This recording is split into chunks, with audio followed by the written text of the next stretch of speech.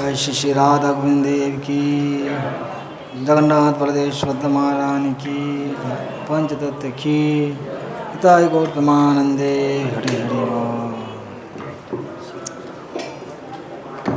ओम ज्ञानतिमिरान्धस्य ज्ञानाञ्जनशलाकया चक्षुरुन्मिलितं येन तस्मै श्रीगुरवे नमः। श्रीचैतन्यमनोभीष्टं स्थापितं येन भूतले स्वयं रूपकदामह्यं ददाति सपदान्तिकं। वन्देऽहं श्रीगुरो श्रीयुतपदकमलं श्रीगुरोन् वैष्णवांश्च श्रीरूपं साग्रजातं सगना रघुनाथान्वितं तं सजीवं साद्वैतं सावधूतं परिजनसहितं कृष्णचैतन्यदेवं श्रीराधाकृष्णपादान् सगना ललिता श्रीविशाखान्वितांश्च। नमो विष्णुपादाय कृष्णपृष्ठाय भूतले श्रीमते भक्तिवेदान्त स्वामिनिति नामिने। नमस्ते सरस्वते देवे गौरवाणी प्रचारिणे निर्विशेषशून्यवादी पाश्चात्यदेशतारिणे। वञ्चाकल्पतरुभ्यश्च कृपासिन्धुभ्येव च पतितानां पावनेभ्यो वैष्णवेभ्यो नमो नमः। नमो महावदन्याय कृष्णप्रेमपदायते कृष्णाय कृष्णचैतन्य नाम्ने गौरतिष्ये नमः। हे कृष्णा करुणा सिन्धु दीनबन्धु जगत्पते गोपेश गोपिकान्त राधाकान्त नमस्तुते। तप्तकाञ्चन गौराङ्गी राधे वृन्दावनेश्वरी विश्वभानुसुते देवी प्रणमामि हरिप्रिये। नीलाचल निवासाय नित्याय परमात्मने बलभद्र सुभद्राभं जगन्नाथाय ते नमः। जय श्री कृष्ण चैतन्य प्रभु नित्यानंद श्री अद्वैत गदाधर शिवासादि गौरभक्तवृंद। हरे कृष्ण कृष्ण कृष्ण हरे हरे, हरे राम राम राम हरे हरे। मूकं करोति वाचालं पङ्गुलं गायते गिरिं यत्कृपातमं वन्दे श्रीगुरो दीनतारिणं परमानन्दमाधवं श्रीचैतन्य ईश्वरम्।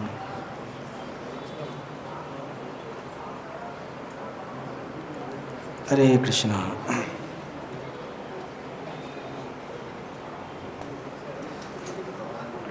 তো আপনাদের আরেকবার আমরা স্বাগত জানাচ্ছি আজকে সিএলসি ক্লাসে।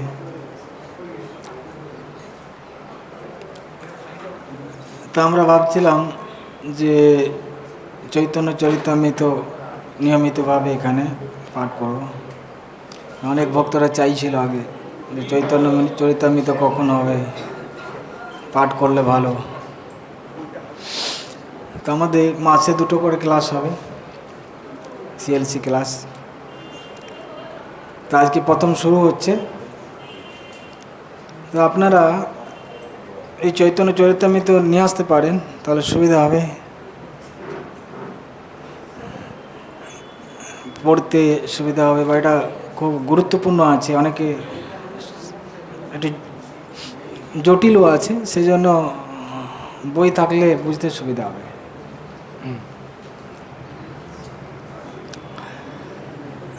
তো প্রথম অধ্যায়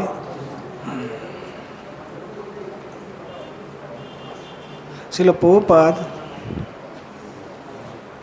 গুরুবাদী বন্দন মঙ্গলাচরণে তিনি বলছেন যে শ্রী চৈতন্য চরিতামৃতের প্রথম পরিচ্ছদটি শুরু হয়েছে 14টি সংস্কৃত শ্লোক দিয়ে এবং যেগুলির মাধ্যমে পরম তত্ত্বের বর্ণনা করা হয়েছে। তো প্রথমে এই যে চৈতন্য চরিতামৃত শুরু হয়েছে 14টা শ্লোক আছে এবং 14টা যে সংস্কৃত শ্লোক আছে, যেগুলির মাধ্যমে পরম তত্ত্বের বর্ণনা করা হয়েছে। এই 14টা শ্লোকে পরম তত্ত্ব সম্বন্ধে বর্ণনা করা হয়েছে। প্রথম 6টা যে শ্লোক আছে, এই প্রথম 6টা শ্লোকে মহাপ্রভু তত্ত্ব সম্বন্ধে বলা হচ্ছে। তারপরে 7 থেকে 11, 7, 8, 9, 10, 11, 5টি হচ্ছে নিত্যানন্দ প্রভুর তত্ত্ব বলা হয়েছে এবং 12, 13 এই দুটো হচ্ছে অদ্বৈত আচার্য প্রভুর তত্ত্ব বলা হয়েছে। আর 14 নম্বরটা হচ্ছে পঞ্চতত্ত্বের তত্ত্ব বলা হয়েছে। তা বোঝা গেল? তো এখানে 14টা যে সংস্কৃত শ্লোক সেটা দিয়ে শুরু হচ্ছে। আর এখানে এই তত্ত্বগুলো বর্ণনা করেছে মহাপ্রভুর তত্ত্ব, নিত্যানন্দ প্রভুর তত্ত্ব, অদ্বৈত আচার্য তত্ত্ব, পঞ্চতত্ত্বের তত্ত্ব। এবং এই শ্লোকগুলো, এই যে শ্লোকগুলো আছে প্রথমে আমরা পড়ছি, তারপরে এগুলো বিস্তারিতভাবে বর্ণনা করা হচ্ছে এবং এই বিস্তারিত বর্ণনা প্রায় আপনারা যাবেন 7ম অধ্যায় পর্যন্ত চলে যাবে। 7ম অধ্যায় পর্যন্ত চৈতন্য চরিতামৃতে আদিলীলার 7ম অধ্যায় পর্যন্ত এই 14টা শ্লোকের উপরেই বিশ্লেষণ, ব্যাপকভাবে বিশ্লেষণ করা আছে। তো মঙ্গলাচরণে 3টে বিষয় আছে। এটা একটা দিক গেল, 14টা শ্লোকের ভাগ আমি বললাম। এছাড়া আরেকটা দিক আছে মঙ্গলাচরণে। প্রথমে থাকে কি? প্রণাম। প্রথমে আছে প্রণাম, দ্বিতীয় হচ্ছে কি? বস্তু নির্দেশ, তৃতীয় হচ্ছে আশীর্বাদ। তো এখানে প্রথম এবং দ্বিতীয় যে শ্লোক আছে সেটা হচ্ছে নমস্কার করা হচ্ছে। তো প্রথম হচ্ছে সাধারণভাবে নমস্কার করা আছে, তা ইষ্টদেবে কারা তার নমস্য। তো কৃষ্ণদাস কবিরাজ গোস্বামী তিনি চৈতন্য চরিতামৃতে লিখছেন, তো প্রথমে তিনি মঙ্গলাচরণ করছেন। মঙ্গলাচরণ মানে তিনি প্রথমে নমস্কার জানাচ্ছেন। কাদের জানাচ্ছেন নমস্কার? তো গুরু আদি গুরুবর্গদের, বৈষ্ণবদের তিনি নমস্কার জানাচ্ছেন। সেটা দুটো শ্লোকে বলা আছে। প্রথম হচ্ছে সাধারণ নমস্কার, দ্বিতীয় শ্লোক হচ্ছে বিশেষ নমস্কার। তো বিশেষ নমস্কারে প্রথমে তিনি 6টা তত্ত্বকে তিনি নমস্কার জানাচ্ছেন। দ্বিতীয় শ্লোকে তিনি 2জনকে নমস্কার জানাচ্ছেন, গৌরাঙ্গ মহাপ্রভু এবং নিত্যানন্দ প্রভু। এটা যে নমস্কার।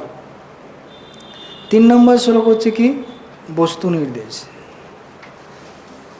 অর্থাৎ উনি কি বস্তু আলোচনা করতে চাইছেন, ইনি চৈতন্য চরিতামৃতে কি বস্তু আলোচনা করতে চাইছেন সেটা তিনি 3 নম্বর শ্লোকে আলোচনা করেছেন। এবং সেই 3 নম্বর শ্লোকটি হচ্ছে কি? ভগবত তত্ত্ব বা ব্রহ্ম, ঠিক না, পরমাত্মা, সব কিছু ভগবান, পরমাত্মা, ভগবান সব কিছু যে মূল ভগবত তত্ত্ব সেই সম্বন্ধে আলোচনা করে। তত্ত্ব মানে 3টে জিনিস। বদন্তি তত্ত্ব বিদস্তত্ত্বম যদ জ্ঞানম অদ্বয়ম ব্রহ্মেতি পরমাত্মেতি ভগবান ইতি শব্দটি। বদন্তি তত্ত্ব বিদস্তত্ত্বম, যারা তত্ত্ববিদ তারা এই তত্ত্বকে 3 রূপে বলে, যে তত্ত্ব বা পরম তত্ত্ব 3 রূপে পরিজ্ঞাত হয়, ব্রহ্ম, পরমাত্মা এবং ভগবান। তো এটাই হচ্ছে এই চৈতন্য চরিতামৃতে বস্তু, এটা বস্তু নির্দেশ করেছেন। আর 4 নম্বর শ্লোকে আশীর্বাদ। 4 নম্বর শ্লোকে কি আছে? আশীর্বাদ আছে কিছুটা পাঠ, এবং কিছুটা পাঠে আছে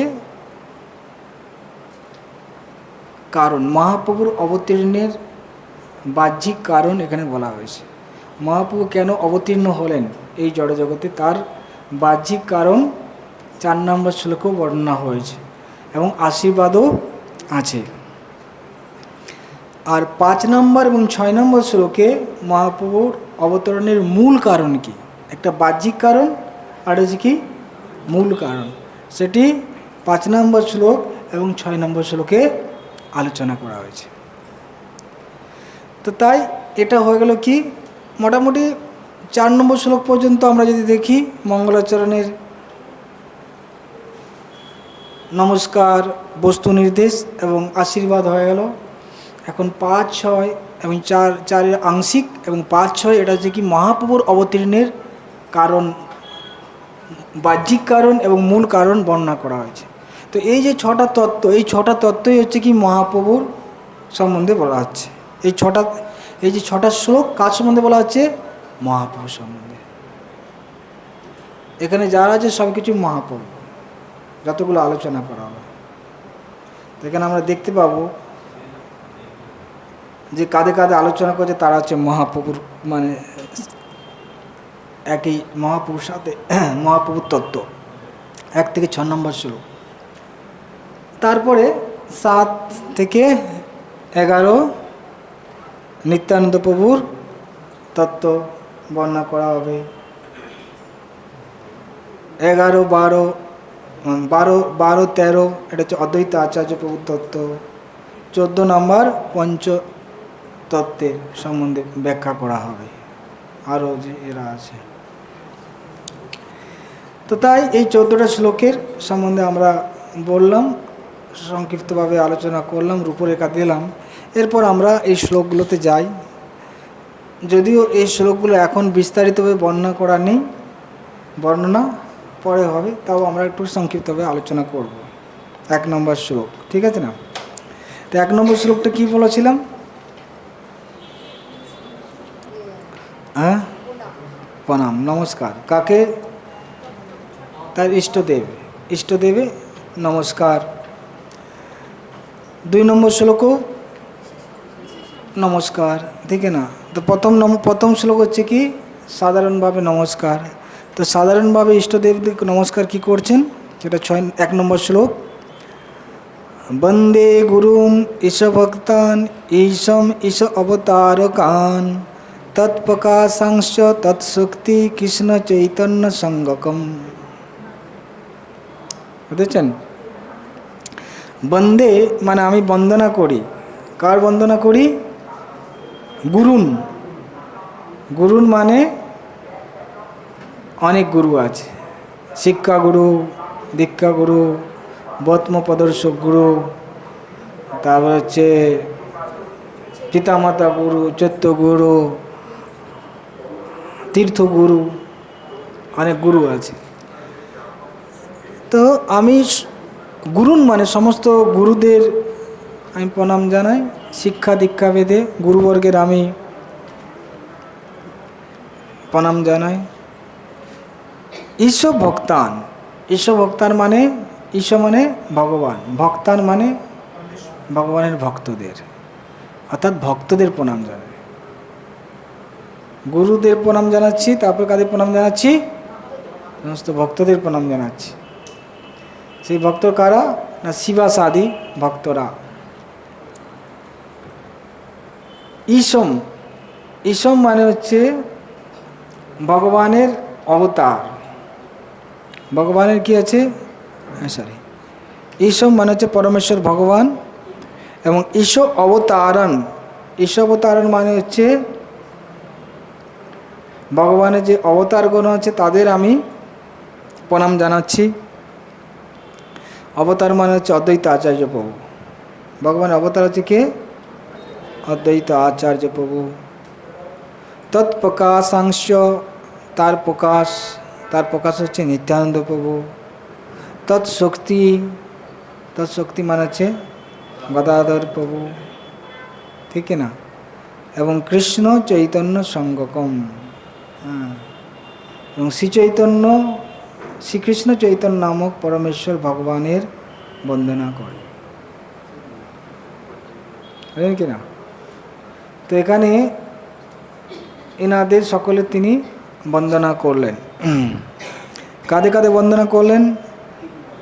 সমস্ত গুরুদের, দীক্ষাগুরু, শিক্ষাগুরু আদি, পরমেশ্বর ভগবানের ভক্তবৃন্দে, পরমেশ্বর ভগবানের অবতারদের, পরমেশ্বর ভগবানের প্রকাশ এবং পরমেশ্বর ভগবানের শক্তি এবং ভগবান শ্রী চৈতন্য মহাপ্রভু ভগবানকে বন্দনা।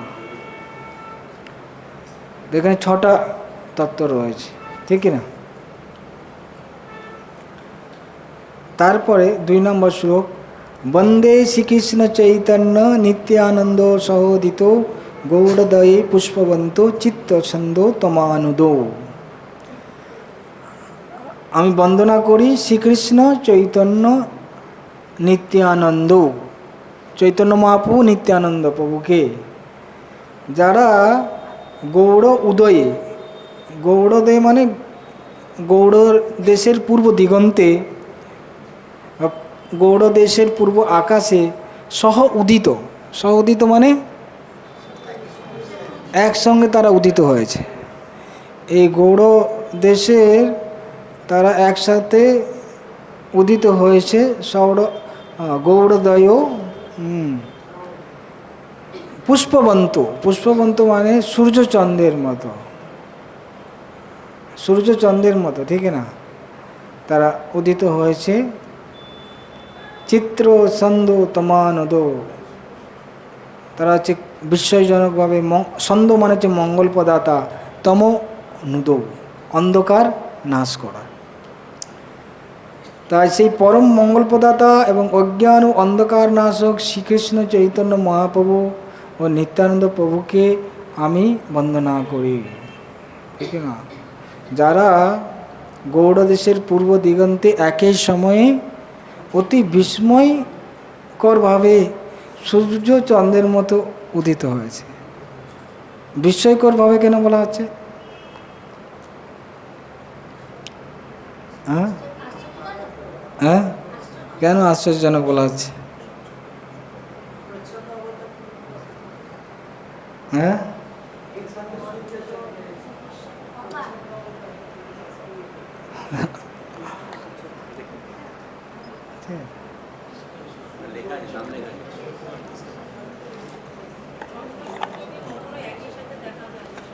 হ্যাঁ, ইয়েস, ভেরি গুড।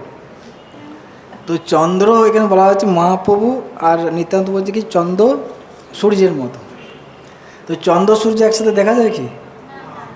চন্দ্র সূর্য দিনের বেলা তো সূর্য মানে চন্দ্রকে দেখা যাবে না, রাত্রিবেলা তো সূর্যকে দেখা যায় না, কিন্তু আশ্চর্যজনকভাবে দুজন উদিত হয়েছে, মানে নিত্যানন্দ প্রভু এবং মহাপ্রভু চন্দ্র সূর্যের মতো, সেই জন্য বলা হচ্ছে আশ্চর্যজনক।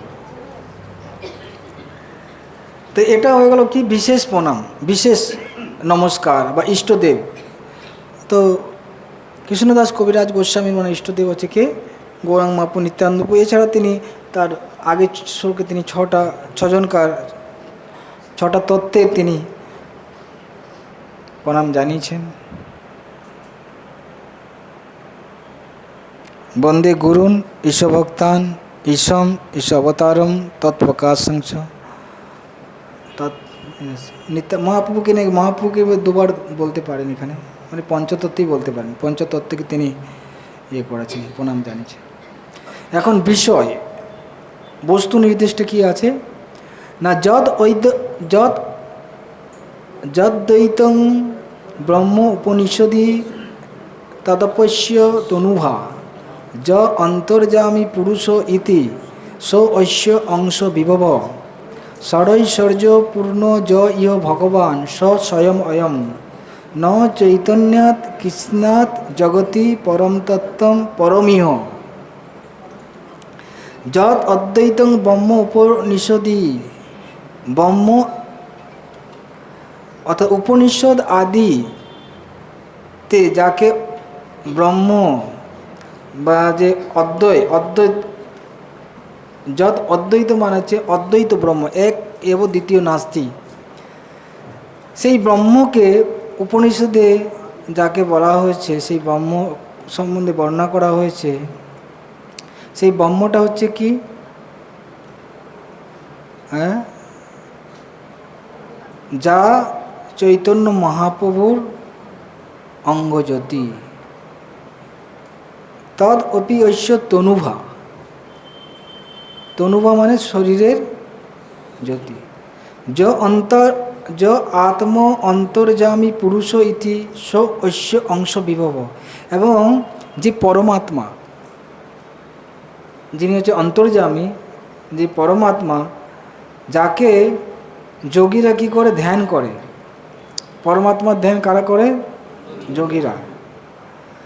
সেই পরমাত্মা হচ্ছে কি যো ঐশ্য অংশ বিভব, এবং তারা হচ্ছে তার অংশ বিভব। চৈতন্য মহাপ্রভুর অংশ বৈভব হচ্ছে পরমাত্মা। ষড়ৈশ্বর্য পূর্ণ য ইহ ভগবান স স্বয়ময়ম। তাই ষড় ঐশ্বর্যপূর্ণ হচ্ছে কি ভগবান, যার মধ্যে 6টা ঐশ্বর্যপূর্ণ রূপে রয়েছে, তাকে ভগবান বলা হয়। তো সেই স্বয়ং ভগবান হচ্ছে কি শ্রীকৃষ্ণ চৈতন্য ন চৈতন্যাৎ, ন চৈতন্যাৎ মানে চৈতন্য থেকে অন্য কেউ নয়, চৈতন্য মহাপ্রভু থেকে অন্য কেউ নয়। সেই ষড়ৈশ্বর্য ভগবান যে পরম পুরুষ, তিনি চৈতন্য মহাপ্রভু থেকে আলাদা কেউ নয়। যার থেকে, যারই অঙ্গজ্যোতি হচ্ছে এই ব্রহ্মজ্যোতি, এবং যারই অংশবিভব প্রকাশ হচ্ছে কি পরমাত্মা।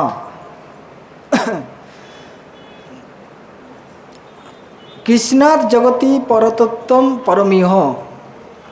তাই এই শ্রীকৃষ্ণ চৈতন্য ছাড়া এই জগতে পরতত্ত্বম পরম ইহ, পরম মানে সর্বশ্রেষ্ঠ বা শ্রেষ্ঠ তত্ত্ব এই জগতে আর নেই। কৃষ্ণাৎ জগতি পরতত্ত্বম পরমিহ, চৈতন্য মহাপ্রভু থেকে আর কোনো শ্রেষ্ঠ তত্ত্ব নেই। যেটা আমরা জানি কৃষ্ণ থেকে কোনো শ্রেষ্ঠ তত্ত্ব নেই, এটা আমরা জানি, কিন্তু মহাপ্রভুর ক্ষেত্রেও একই, কেন কৃষ্ণ যিনি, তিনি হচ্ছেন চৈতন্য মহাপ্রভু, তাদের মধ্যে কোনো পার্থক্য নেই। তো এটাই হচ্ছে কি বস্তু নির্দেশ, অর্থাৎ চৈতন্য চরিতামৃতের এটাই হচ্ছে আলোচ্য বিষয়। চৈতন্য মহাপ্রভু আলোচ্য বিষয়, এবং তারই প্রকাশ হচ্ছে ব্রহ্ম, তারই একটা অংশ বিভব হচ্ছে কি পরমাত্মা, এবং মহাপ্রভু এইসব নিয়ে আলোচনার বিষয়। এখন আশীর্বাদ, চতুর্থ শ্লোকটা কি আশীর্বাদ আছে এবং বাহ্যিক কারণ আছে। অনর্পিত চরিম চিরাত করুণয়া বর্তনীয় কলো সমর্পয়িতুম উন্নত উজ্জ্বল রসাম সভক্তি শ্রিয়ম হরিপুরট সুন্দর দুতি কদম্ব সন্দীপিত সদা হৃদয় কন্দরে স্ফুরতু সচিনন্দন। অনর্পিতম চরিম চিরাত করুণায় অবতীর্ণ কলো সমর্পয়িতুম উন্নত উজ্জ্বল রসাম সভক্তি শ্রিয়ম। এই দুটো লাইন হচ্ছে কি মহাপ্রভুর বাহ্যিক কারণ। মহাপ্রভু এই জগতে কেন এসেছেন তার বাহ্যিক কারণ। আর পরের দুটো লাইন হচ্ছে আশীর্বাদ। হরি পুরট সুন্দর দুতি কদম্ব সন্দীপিত সদা হৃদয় কন্দরে স্ফুরতুব সচিনন্দন। তো হরি পুরোট সুন্দর, ভগবান পুরোট মানে সোনার মতো সুন্দর গায়ের রং। চৈতন্য মহাপ্রভু গায়ের রংটা কীরকম? সোনার মতো। কদম্ব সন্দীপিত, উদ্ভাসিত, কদম্বের মতো তার গায়ের বর্ণ। সেই মহাপ্রভু, সেই সচিনন্দন সদা হৃদয় কন্দরে স্ফুরত, সর্বদা আপনাদের হৃদয়ে স্ফুরিত হোক। মানে হচ্ছে আপনাদের, তোমাদের হৃদয়ে সর্বদা সেই চৈতন্য মহাপ্রভু স্ফুরিত হোক। এখানে বলা আছে কি হৃদয় কন্দরে। কন্দরে মানে গুহার মধ্যে। তা আমাদের হৃদয়টা যে কিসের মতো? গুহার মতো, ঠিক না? তো গুহাটা কি থাকে? অন্ধকার থাকে। গুহা কি থাকে? অন্ধকার। এবং মহাপ্রভু কীরকম? তার সোনার মতো, তার শরীর থেকে জ্যোতি উদ্ভাসিত হচ্ছে। অর্থাৎ তিনি যখন আমাদের হৃদয়ে প্রকাশিত হবেন, তখন আমাদের হৃদয়ে যত অন্ধকার আছে সব দূরীভূত হয়ে যাবে। এটা একটা মানে। আর একটা মানে হচ্ছে সাধারণত অনেক সময় সিংহ হাতিকে তাড়া করে। তা হাতি কোথায় প্রবেশ করে? গুহার মধ্যে প্রবেশ করে। হাতি কী করে? গুহার মধ্যে প্রবেশ করে যায়। কিন্তু সিংহ গিয়ে তার তারপর চড়ে এবং তার মাথা ভেঙে দেয় এবং তাকে মেরে ফেলে।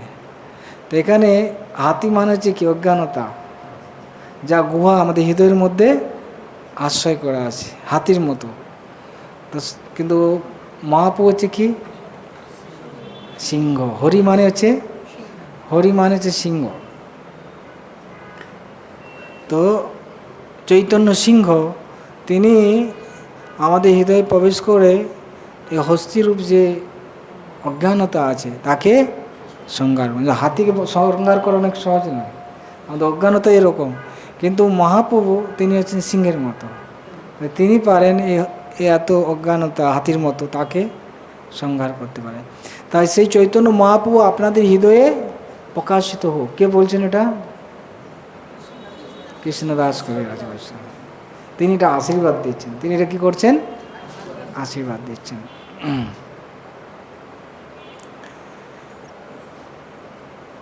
তো প্রবোধানন্দ সরস্বতী একটা শ্লোক বলেছেন, যেখানে বলা হচ্ছে কৈবল্য নরকায়তি তিদশ পুরো আকাশ পুষ্পায়তি পক্ষাত দংষ্ট কাল সর্প পটুলি ইন্দ্রিয় পক্ষাত দংষ্টায়তে विधि महेंद्र आदेश कीटायते ज कृपा कटाक्षं वैभवताम শ্রী চৈতন্য স্তম, এরকম একটা শ্লোক আছে, যেটা মানে হচ্ছে এটাই যে চৈতন্য মহাপ্রভু কেউ যদি অল্প পরিমাণও কৃপা লাভ করে তার কাছে কৈবল্য নরকায়তে, অর্থাৎ কৈবল্য মানে যে মুক্তি, তার কাছে নরকের মতো বলে মনে হবে।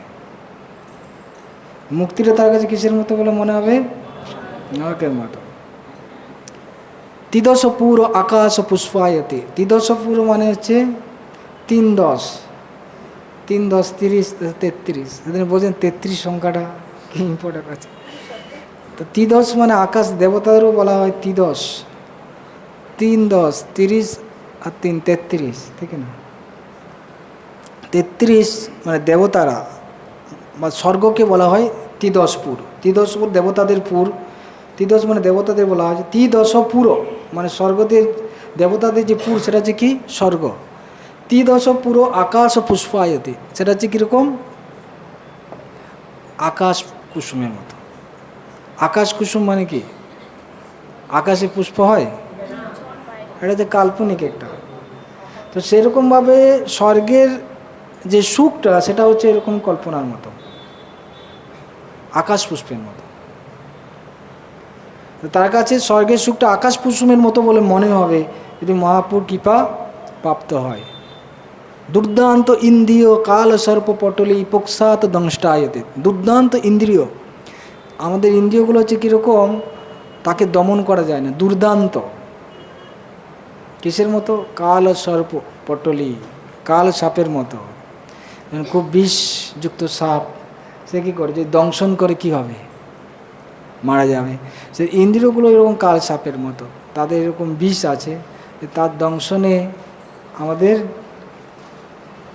মা ভগবান বলছে গীতায়, একটা ইন্দ্রিয় যদি বিচলিত হয় সে মানুষ অধঃপতিত হয়ে যাবে। উদাহরণ দিয়েছে, নৌকা যদি বাতাস দেয় সমুদ্রের মধ্যে উল্টে যেতে পারে, এরকম মন বা কোনোটা ইন্দ্রিয় যদি বিচলিত হয় সে মানুষ পতন হয়ে যায়। তো সেরকমভাবে আমাদের ইন্দ্রিয়গুলো হচ্ছে কাল সাপের মতো, কিন্তু পক্ষাত দংষ্টায়তি, তার যে দাঁত সেগুলোকে বিষ দাঁতগুলো উপড়ে ফেলেছে। তো সাপকে যদি বিষ দাঁত উপড়ে ফেলে তখন তাকে নিয়ে খেলা করতে পারে। যারা খেলা করে তার দাঁতগুলো কি করে? বিষ দাঁতগুলো উপড়ে দেয়, আর কিছু করতে পারে না। সেরকমভাবে চৈতন্য মহাপ্রভু কৃপা লাভ করতে পারে, তাদের কাছে ইন্দ্রিয় সেরকম, তাদের কাছে বিষ দাঁত ভাঙা সর্পের মতো।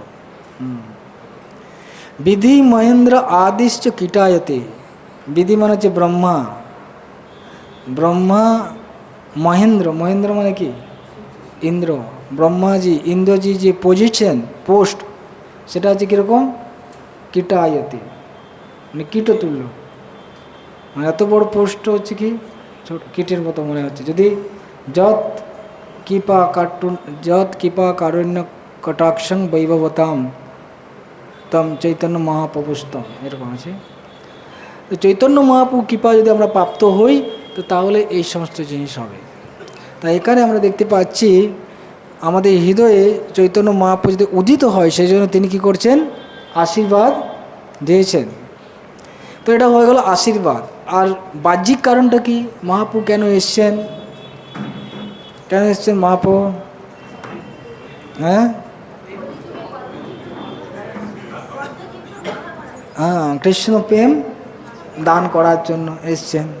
সেটা হচ্ছে কীরকম না, অনর্পিত চরিম চিরাত করুণায় বর্তনীয় কলো সমর্পিতম উন্নত উজ্জ্বল রসাম সভক্তি শ্রেয়াম। অনর্পিতম, সেই যে প্রেমটা হচ্ছে কীরকম, অনর্পিত, মানে অনেক দিন অর্পণ করা হয়নি। কতদিন অর্পণ করা হয়নি? হ্যাঁ, মহাপুর আসার আগে দেওয়া হয়নি। কতদিন আগে দেওয়া হয়েছিল? মানে 5000 বছর আগে। হ্যাঁ,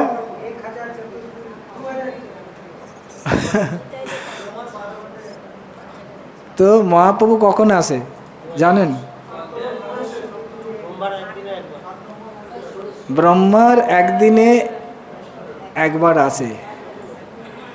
ব্রহ্মার একদিনে একবার মহাপ্রভু আসে। তার মানে বুঝতেছেন, ব্রহ্মার একদিন মানে কত?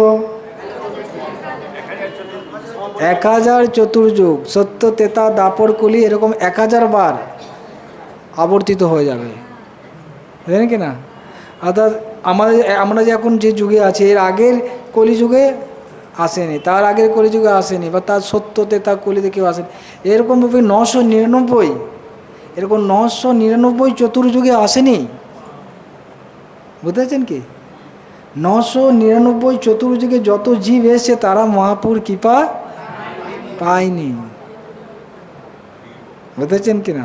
আর এক একটা চতুর্যুগ মানে বুঝতে পারছেন, এক একটা চতুর্যুগ মানে সত্য তেতা দাপর কলি 43,20,000 বছর, 43,20,000 বছর, 43,20,000 বছর, এরকম 1000 বার চলে গেছে। কত কত জীব এসছে, তারা কেউ মহাপুর কৃপা পায়নি, কিন্তু আমরা পেয়ে গেছি। আমরা পেয়ে গেছি। কতদিন পর এসছে? 500 বছর। মাত্র 500 বছর আগে মহাপ্রভু লীলা করে গেছে, জানেন কি না? তাই অনর্পিতম যেটা অর্পণ করা হয়নি, কতদিন? চরিম চিরাত, অনেক দিন। চিরাত মানে অনেক কাল, অনেক কাল ধরে এই মহাপ্রভু এই কৃষ্ণ প্রেম দেয়নি, মানে তার এত বছর, এত বছর 430 কোটি ইন্টু 2, ঠিক আছে, 432 ইন্টু 2 মানে 864 কোটি বছর। 864 কোটি বছরের মধ্যে একবার মহাপ্রভু আসে, বুঝতে পারছেন? আর সেটা আজ থেকে 500 বছর আগে এসছে। সেটাই নয়, একটু সাউন্ডটা ঠিক করুন, সেটাই নয়, এবং তিনি যে ভবিষ্যৎবাণী করেছেন, পৃথিবীতে আছে যত নগর আদি গ্রাম সর্বত্র প্রচার হইবে মোর নাম, অর্থাৎ সেই আন্দোলনটা শুরু করেছেন কে? শিল প্রভুপাদ। কে শুরু করেছেন? শিল প্রভুপাদ। প্রভুপাদ হচ্ছে মহাপুর একজন সেনাপতি ভক্ত, এবং সেই সেনাপতির যে আন্দোলন, সেই আন্দোলনে আমরা যুক্ত হতে পেরেছি,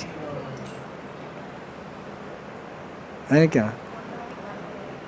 তো তাই আমরা কতটা সৌভাগ্যবান বা সৌভাগ্যবতী সেটা আমাদের বোঝা দরকার। কিন্তু অনেক সময় আমরা এটা বুঝতে পারছি না, অনেক সময় আমরা এটা বুঝতে পারছি না, অনেক সময় এটা আমরা গুরুত্ব দিচ্ছি না, অনেক সময় খুব ইজিভাবে নিয়ে নিচ্ছি, ঠিক না? হ্যাঁ, তাই এটা আমাদের বোঝা উচিত যে এটা কত গুরুত্বপূর্ণ বিষয়, কত সিরিয়াসলি আমাদের এটাকে গ্রহণ করা উচিত।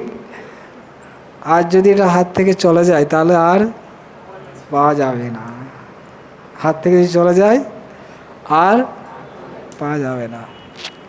আমরা ভাবছি করবো করবো করবো, ঠিক আছে ভক্তি করবো না, হাত থেকে বেরিয়ে যাবে। তো তাই এটা আমাদের সবসময় জানা উচিত। যেন বলা হচ্ছে চৈতন্য চন্দ্রের দয়া করহ বিচার, বিচার করিলে চিত্তে পাবে চমৎকার। চৈতন্য মহাপ্রভু কি দয়া, সেটা যদি বিচার করো তুমি চমৎকৃত হয়ে যাবে। হ্যাঁ, তাই মহাপ্রভু এটা দিতে এসছেন, অনর্পিতম চরিম চিরাত করুণায়া অবতীর্ণ কলো। এই কলিযুগে তিনি করুণা করে অবতীর্ণ হয়েছেন। কি দিতে এসছেন? সমুর পয়িতুম উন্নত উজ্জ্বল রসাম, উন্নত উজ্জ্বল রস। বৃন্দাবনের যে প্রেম, তার স্বভক্তিশ্যম, তার ভক্তি রস, ঠিক আছে, তার যে ভক্তি রস, উজ্জ্বল উন্নত যে রস, জয় জয় জল রস সর্বরস সার, পরকীয়া ভাবে যাহা বজেতে প্রচার। এটা হচ্ছে সর্বত্র উন্নত উজ্জ্বল রস, সমুর পহিতুম উন্নত উজ্জ্বল রসম। হ্যাঁ, তার নিজের ভক্তি সম্পদ, ভগবানের সম্পত্তি, নিজের সম্পত্তি, যেটা তিনি সহজে দান করেন না, সেটা তিনি দিতে এসছেন। তার ভক্তি নিজের সম্পদ, সব ভক্তি শ্রিয়ম, তার নিজের ভক্তি সম্পদ।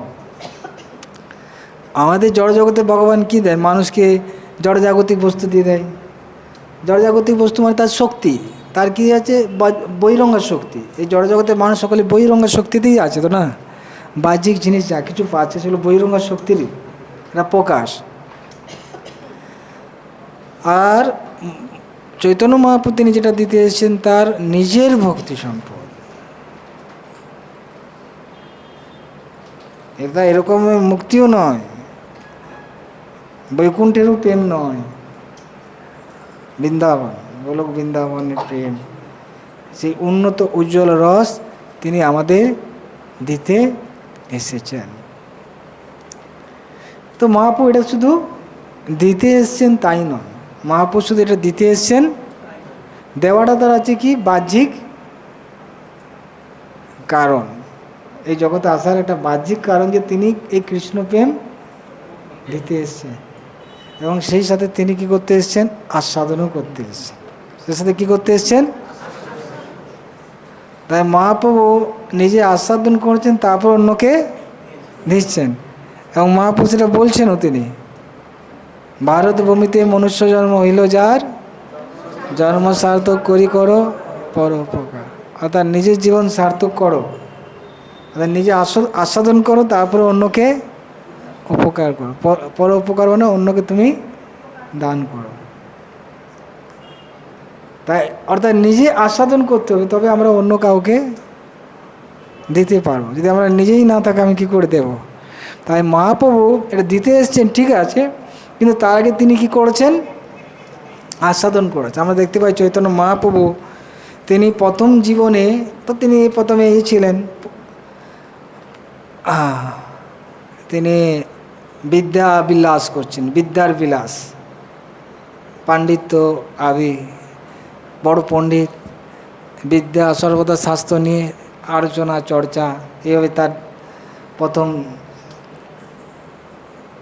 শৈশব বা যৌবনও অনেকটা সময় তিনি অতিবাহিত করেছেন, যৌবনের সময়।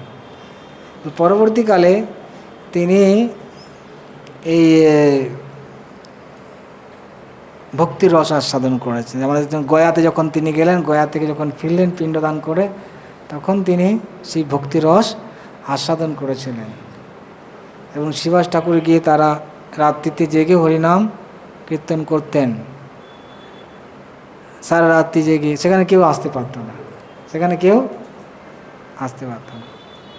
তো পরবর্তীকালে তিনি এই যে প্রেম দান করলেন, নিত্যানন্দ প্রভু হরিদাস ঠাকুরকে বললেন, এবং তিনি নিজেও সেই প্রেম দান করেছেন। প্রথমে তিনি আস্বাদন করেছেন। কি আস্বাদন করেছেন? কেন মহাপ্রভু এসছেন? মহাপ্রভুর আসার কারণটা কি এই জগতে? তিনি তো কৃষ্ণ, তিনি কেন ভক্তরূপে এলেন? তিনি এখন এসছেন, মহাপ্রভু মানে ভক্তরূপে এসছেন। কেন এলেন? সেটা তার হচ্ছে অন্তরঙ্গ কারণ। সেটা হচ্ছে কি? অন্তরঙ্গ কারণ। তো সেটা সকলে বুঝতে পারবে না।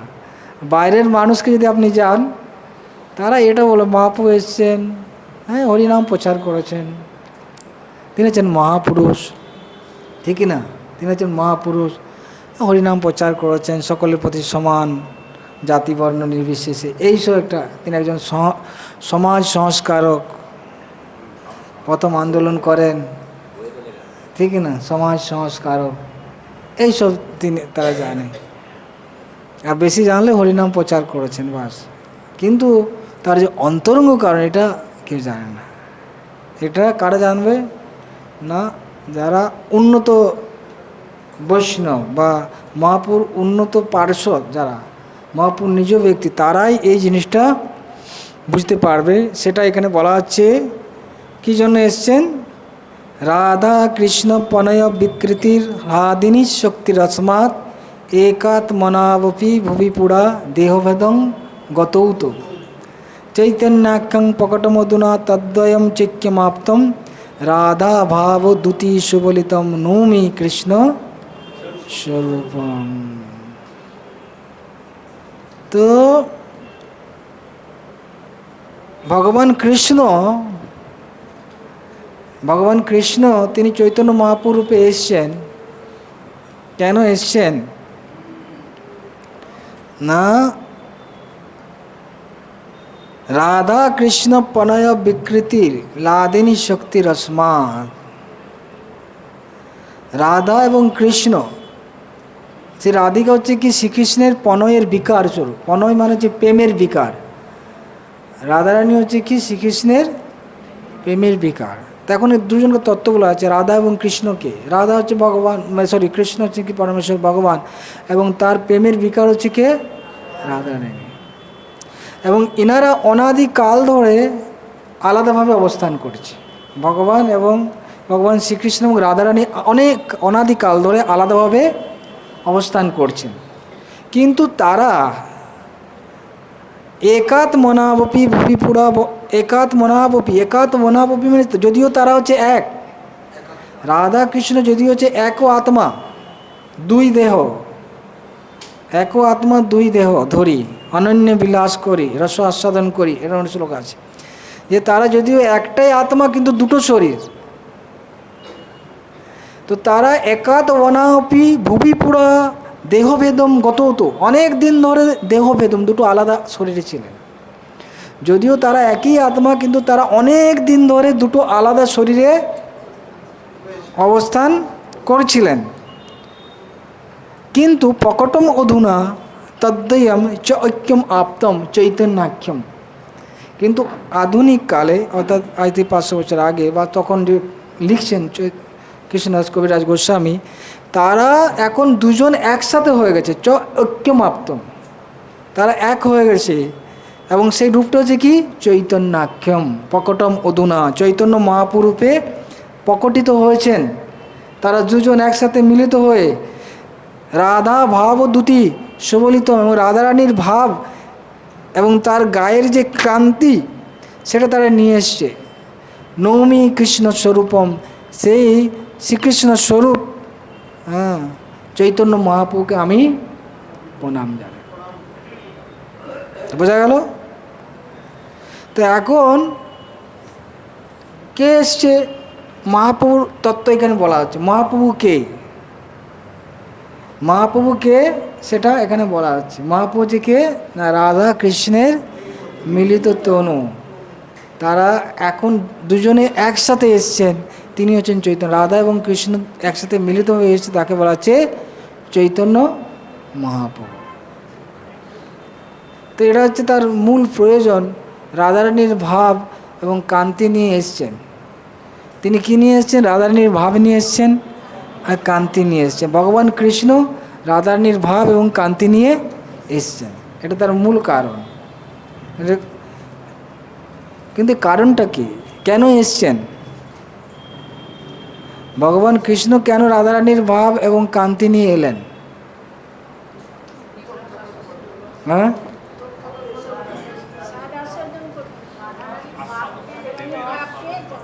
ইয়েস, সেটা 6 নম্বর শ্লোকে দেওয়া আছে। তিনি কেন এলেন রাধারানীর ভাব নিয়ে, সেটা 6 নম্বর শ্লোকে বলা আছে। কি বলা আছে?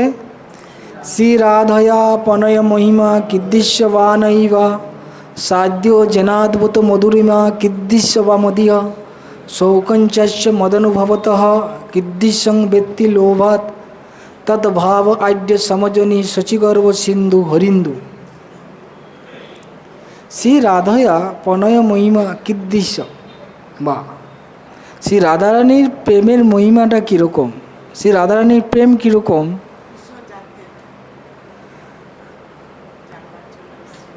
সাদ্য যেন অদ্ভুত মধুরিমা কিদ্দৃশ্য বা, এবং ভগবানের মাধুর্যটা কীরকম, ভগবানের মাধুর্যটা কীরকম সেটা তিনি জানতে চাইছেন। প্রথম জানতে চাইছেন রাধারানীর প্রেমটা কীরকম, সেটা তিনি জানতে চাইছেন। দ্বিতীয় জানতে চাইছেন কি,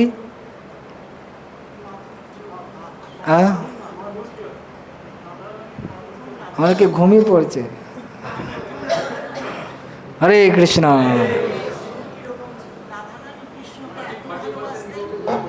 হ্যাঁ কি ঘুমিয়ে যাচ্ছে এখন, এরকম টপিক কানের উপর মানে মাথার উপর দিয়ে চলে যাচ্ছে নাকি? হ্যাঁ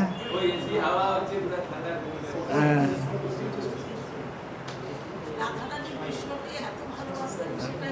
তাই প্রথম হচ্ছে রাধারানীর প্রেম কীরকম সেটা তিনি জানতে চেয়েছেন। দ্বিতীয়ত হচ্ছে শ্রীকৃষ্ণের মাধুর্যটা কীরকম, ভগবান নিজে জানতে চায় তার মাধুর্য কীরকম, তার কি মাধুর্য সেটা তিনি নিজে কী করে জানতে পারবে, সেটা কে জানতে পারবে? ভক্তই জানতে পারবে। ভক্তই জানতে পারবে ভগবানের কীরকম মাধুর্য আছে, সেটা তো জানতে পারছে না। প্রথম জানতে পারছে না ভক্তের প্রেমটা কীরকম, ভক্তের প্রেম আমাকে যে ভালোবাসে সেই প্রেমটা কীরকম সেটাও তিনি বুঝতে পারছে না, সেটা ভক্তই জানে। ভক্তে আমার যে মাধুর্য আছে সেটা কীরকম সেটাও তিনি জানেন না, সেটা ভক্তই জানে। দুটো কারণ। তৃতীয় কারণ হচ্ছে কি, শৌকাঞ্চস্য মদনুভবত কিদৃশং ব্যক্তি লোভাৎ। মদ অনুভবত ভগবানের এই যে মাধুর্য ভক্ত যখন আস্বাদন করে তার মধ্যে কি সুখ হয় সেটা কীরকম সেটা তিনি জানতে চাইছেন। অর্থাৎ ভক্ত যখন ভগবানকে ভালোবাসে, প্রেম করে, সেবা করে, তখন ভক্তের মধ্যে কি আনন্দ হয় সেটা তিনি জানার লোভ হচ্ছে, ব্যক্তি লোভাৎ। এই লোভ হওয়ার জন্য তিনি কি করছেন, ভাবাঢ্য সমজনী মানে আবির্ভূত হয়েছেন এই ভাব যুক্ত হয়ে শচী গর্ভ সিন্ধু হরিন্দু। শচী মাতার গর্ভে, শচী দেবীর গর্ভরূপ সমুদ্র থেকে হরি ইন্দু, ইন্দু মানে চাঁদ, গৌরচন্দ্র, হরি মানে গৌর হরি, গৌরচন্দ্র, তিনি এই শচী দেবীর গর্ভ সমুদ্র থেকে আবির্ভূত হয়েছে। যেমন চাঁদ কোথা থেকে, চাঁদের জন্ম কোথা থেকে হচ্ছে, সমুদ্র থেকে, সমুদ্র থেকে চন্দ্রের জন্ম আবির্ভাব হয়। সেরকম শচী দেবীর গর্ভ সমুদ্র থেকে গৌরচন্দ্রের আবির্ভূত হয়েছেন। তো এই ভাব নিয়ে, ঠিক না, রাধারানীর ভাবযুক্ত নিয়ে তিনি এই তিনটে কারণে, এই তিনটে জিনিসকে আস্বাদন করার জন্য শ্রীকৃষ্ণ চৈতন্য মহাপ্রভু রূপে শচী দেবীর গর্ভ থেকে আবির্ভূত হয়েছে। বোঝা গেল?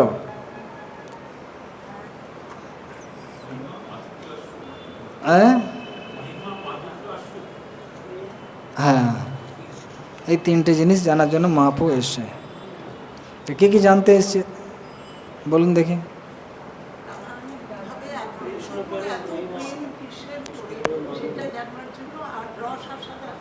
না না, একটা বলুন, একটা বলুন।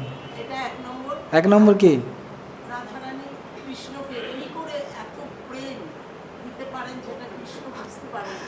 রাধারানীর ভক্তি বা প্রেম কতটা সেটা তিনি জানতে চাইছেন, মানে ভক্তের যে প্রেম সেটা তিনি জানতে চাইছেন, প্রেমটা কীরকম। দ্বিতীয় হচ্ছে কি,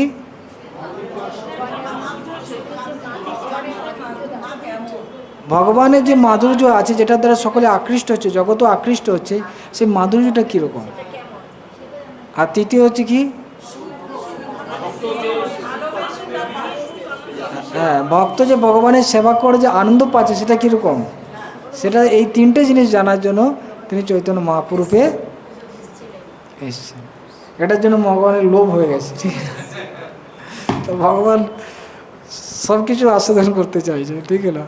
তাই তিনি ভক্তরূপে আসতে চাইছে। তো বলা হচ্ছে কি, ভগবানের থেকে ভক্তরা বেশি আনন্দ পাচ্ছে। ভগবান থেকে কারা বেশি আনন্দ পাচ্ছে?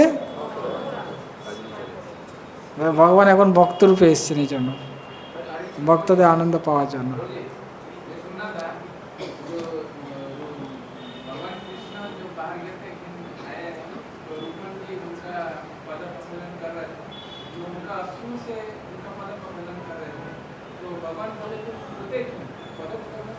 हाँ हाँ, भक्त जान पाएंगे और राधा रानी जान पाएंगे, ऐसे बोले। चैतन्य मंगल में है, गुरु महाराज भी बोलते हैं।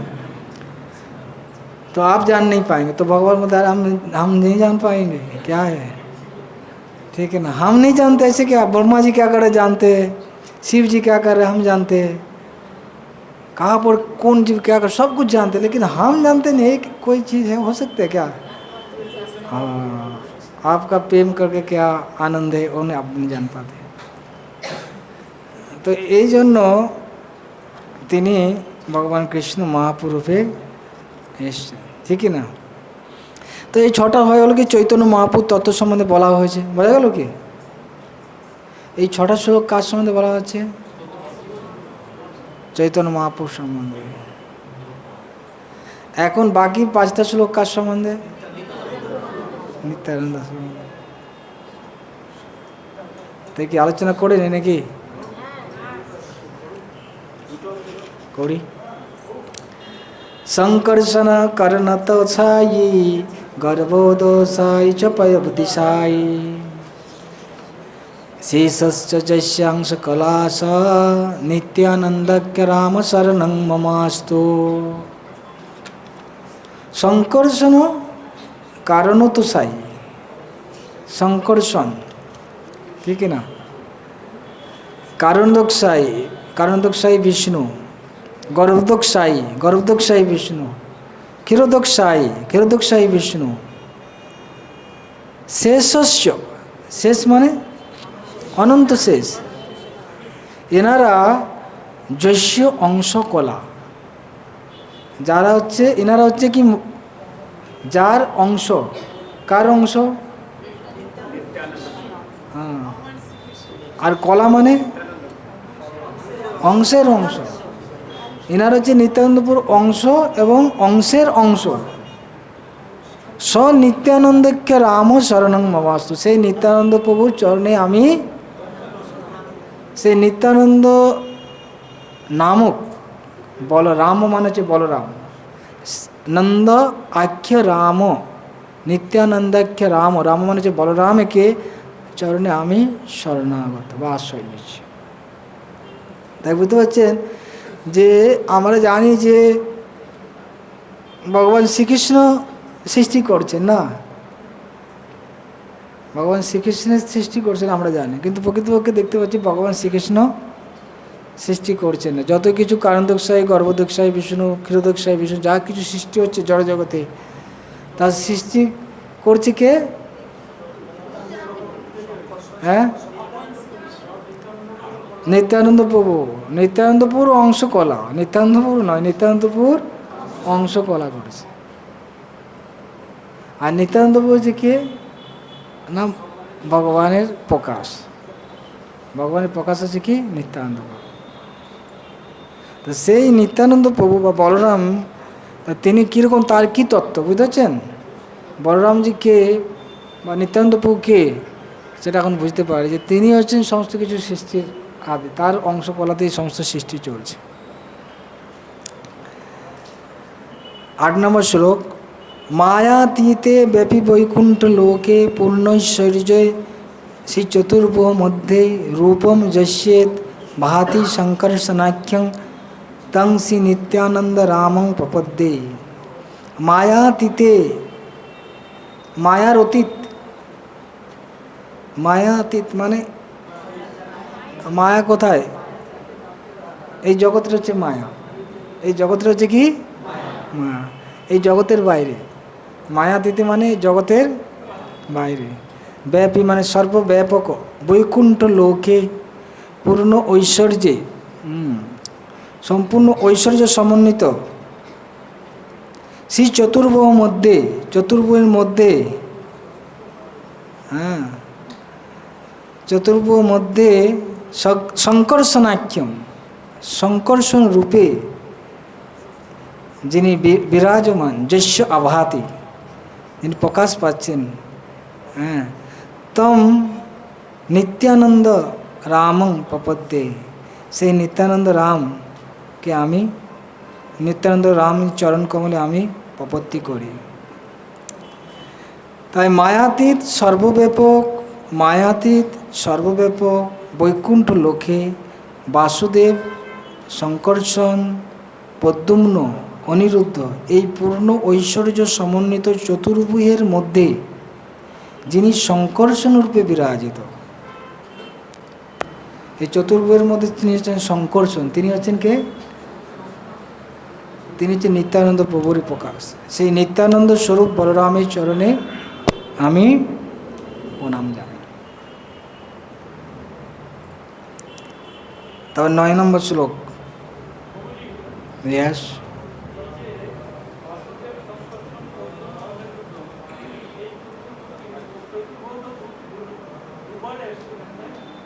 দ্বিতীয় চতুর্ভুজ বলা আছে। হ্যাঁ, মূল মূল মূল সংকর্ষণ যে আছে, সংকর্ষণ যে মূল সংকর্ষণ, তিনি হচ্ছে নিত্যানন্দপুর প্রকাশ, বাসুদেব, শঙ্কর্ষণ, প্রদ্যুম্ন, অনিরুদ্ধ, ঠিক না? তারপরে দ্বিতীয় প্রকাশ হচ্ছে, তারপরে কারণদক সেই বিষ্ণু প্রকাশিত হচ্ছে শঙ্কর্ষণ থেকে। 9 নম্বর শ্লোক, মায়া ভর্তা অজান্ড সঙ্গ আশ্রয়ঙ্গ সেতে সাক্ষাৎ কারণম বোধি মধ্যে যস্য কাংস শ্রী পুমান আদি দেব তং নিত্যানন্দ রামং প্রপদ্যে। এখন আস্তে আস্তে নামছে কীভাবে তিনি শঙ্কর্ষণ থেকে তার প্রকাশ যে হচ্ছে কারণদক্ষাই বিষ্ণু। কে প্রকাশিত হচ্ছে? কারণদক্ষ বিষ্ণু। শঙ্কর্ষণ কারণত ছাই, আগে শ্লোক 7 নম্বর শ্লোক কী বলা হচ্ছে? শঙ্কর্ষণ নিত্যানন্দপুর অংশ এবং কলা সম্বন্ধে যেটা বলা হচ্ছে, শঙ্কর্ষণ কারণত ছাই মানে কারণদক্ষাই বিষ্ণু। তো শঙ্কর্ষণ সম্বন্ধে বলা হলো চতুর্ভুজের মধ্যে যিনি শঙ্কর্ষণ, তিনি হচ্ছে নিত্যানন্দপুর তার অংশ। এখন কারণদক্ষাই বিষ্ণু তিনি কি করছেন সেটা বলা হচ্ছে, মায়া ভর্তা, তিনি হচ্ছে মায়ার অধীশ্বর। কারণদক্ষাই হচ্ছে কি? মায়ার অধীশ্বর। অঞ্জান্ড সঙ্গ আশ্রয়, অজ অণ্ড সঙ্গ, অণ্ড মানে হচ্ছে কি? হ্যাঁ, ডিম। অজ অণ্ড মানে হচ্ছে ব্রহ্মাণ্ড, ব্রহ্মাণ্ড সমূহের আশ্রয়, ব্রহ্মাণ্ড সমূহের আশ্রয়, ঠিক না? আর তিনি সেতে কারণ উন্মতি মধ্যে, তিনি কোথায় শুয়ে রয়েছেন? কারণ সমুদ্রে। তিনি হচ্ছেন কে? কারণদক্ষাই বিষ্ণু, ঠিক না? শ্রী পুমান পরম পুরুষ, আদি দেব, আদি পুরুষ অবতার।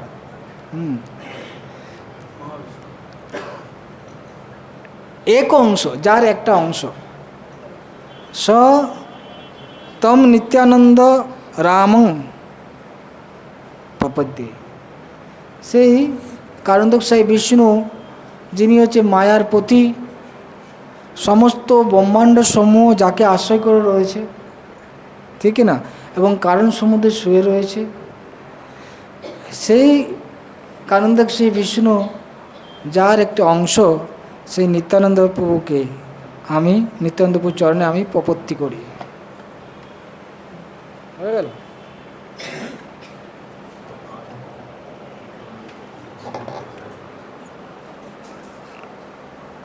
তো এগুলো আপনারা জানেন, মোটামুটি সৃষ্টি তত্ত্বে এই সম্বন্ধে বর্ণনা করা হয়েছে কিভাবে সৃষ্টি হয়।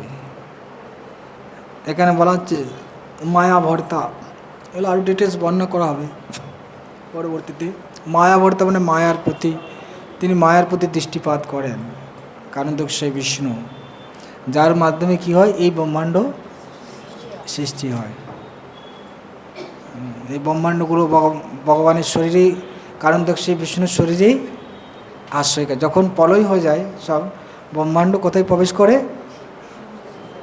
কারণ তো সেই বিষ্ণুর শরীর সব প্রবেশ করে, এবং জীবও প্রবেশ করে যাবে। যত জীব আছে এবং ব্রহ্মাণ্ড সব কিছু কারণ তো সেই বিষ্ণুর শরীরে প্রবেশ করা যাবে। তার জন্য বলা হচ্ছে কি অজাণ্ড সঙ্গ আশ্রয়, সব ব্রহ্মাণ্ডের আশ্রয়স্থল, এবং সেখান থেকে আবার প্রকাশিত হয়। তারপর হচ্ছে 10 নম্বর শ্লোক, যস্যাংশ অংশ শিল গর্ভদ সাই যত নাভি অব্জম লোক সংঘাত নালম লোক ষষ্ঠু সুতিকা ধাম ধাতু তং নিত্যানন্দ রামং প্রপদ্যে। যস্য অংশ অংশ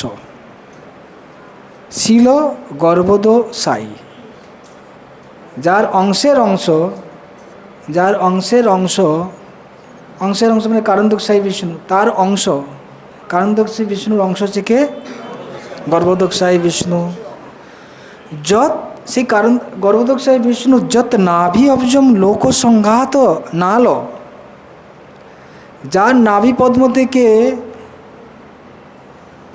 একটা পদ্মফুল উত্থিত হয়েছে, এবং সেই নালের মধ্যে লোক সংঘাত, সমস্ত লোক ওখানে অবস্থান করছে। চতুর্দশ ভুবন সমন্বিত, চতুর্দশ ভুবন সম্বন্ধিত লোক তার নাভির মধ্যে, নাভির এই পদ্মের নালের মধ্যে অবস্থান করছে, সেই গর্ভদক সাই বিষ্ণু। লোক ষষ্ঠম সুতিকা ধাম, সুতিকা ধাম মানে সুতিকা গৃহ মানে কি জানেন, যেখানে বাচ্চার জন্ম হয়, আতুর ঘর বলা হয়।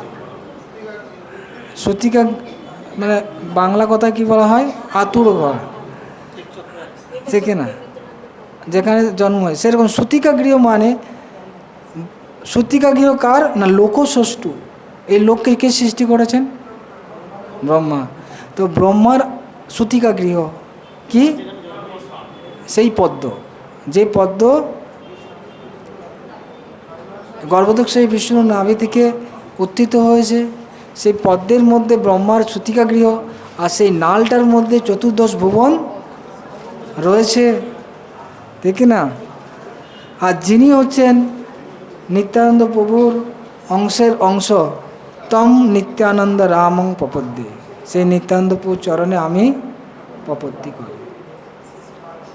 বোঝা গেল?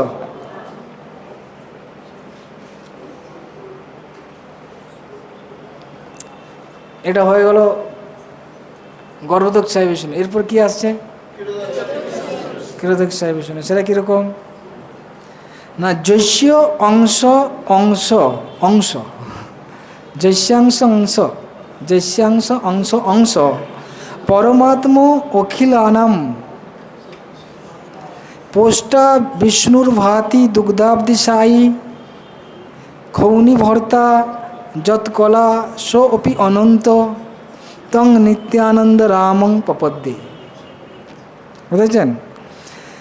যার অংশের অংশের অংশ পরমাত্মা, অখিলানাম সমস্ত জীবের পরমাত্মা, সমস্ত জীবের পরমাত্মা, তিনি হচ্ছেন কি বিষ্ণু, তিনি হচ্ছেন পোষ্টা, পোষ্টা মানে হচ্ছে পালনকর্তা।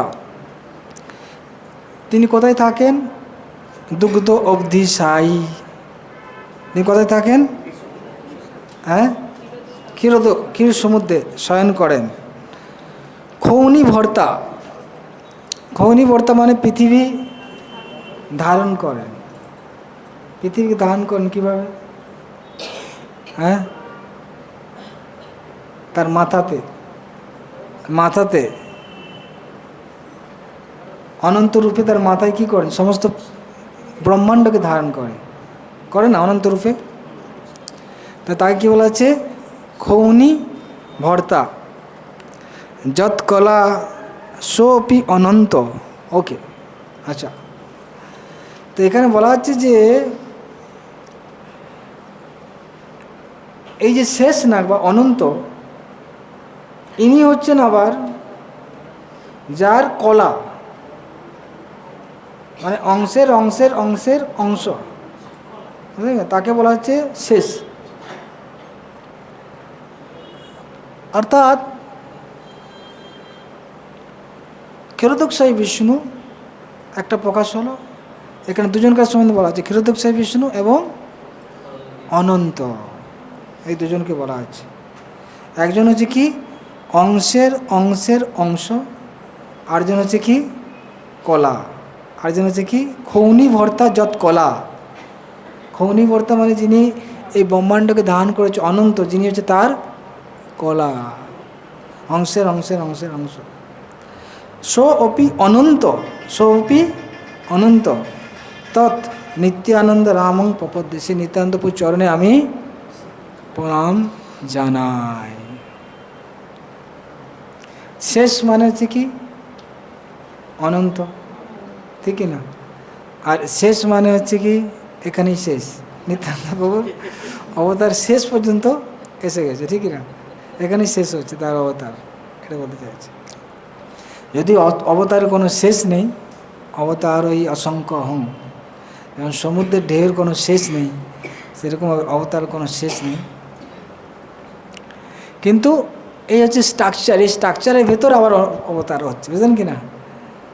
যা কিছু অবতার এখন ক্ষীরোদকশায়ী বিষ্ণু থেকে প্রকাশিত হয়, যত অবতার দেখা যাচ্ছে, কিন্তু ক্ষীরোদকশায়ী বিষ্ণু বলে অনন্ত। অনন্ত মানে তিনি হচ্ছেন এই নাগকে ধারণ করেছে, বা সাতরকমের স্ট্রাকচার হয়ে গেলো। এরপরে যা কিছু অবতার এগুলোর মধ্যেই থাকবে, যত কিছু আছে, বুঝেছি কিনা?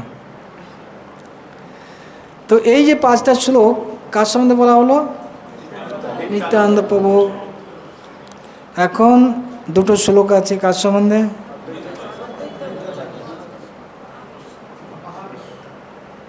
মহাবিষ্ণু জগৎকর্তা মায়া য সিদ্ধতদ তস্য অবতার এব অয়ম অদ্বৈতাচার্যম ঈশ্বর।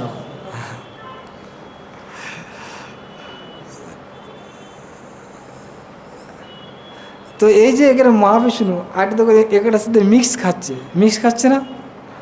আমরা নিত্যানন্দ প্রভু যে তত্ত্ব দেখলাম, সেখানে দেখা গেল, সেখানে দেখা যাচ্ছে মহাবিষ্ণু হচ্ছে তার কি অংশের অংশ, ঠিক না? আর এখানে কি বলা আছে? অদ্বৈত আচার্য প্রভু কথা বলা আছে মহাবিষ্ণু। তো মহাবিষ্ণু হচ্ছে কে?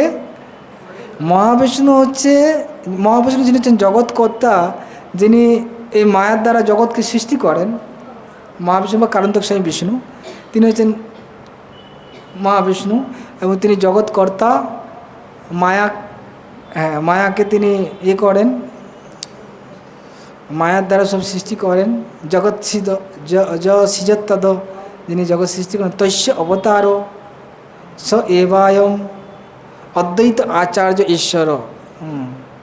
তো অদ্বৈত আচার্য হচ্ছে তারই অবতার, অদ্বৈত আচার্য ঈশ্বর হচ্ছে তারই অবতার।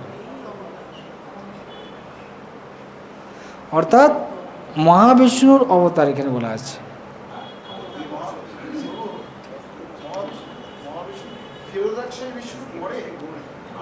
আগে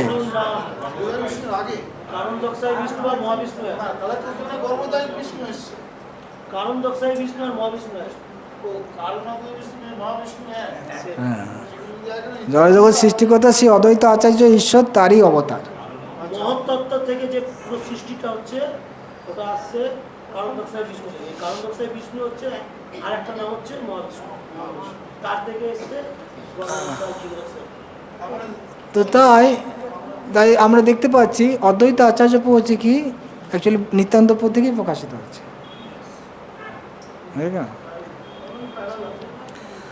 অদ্বৈত।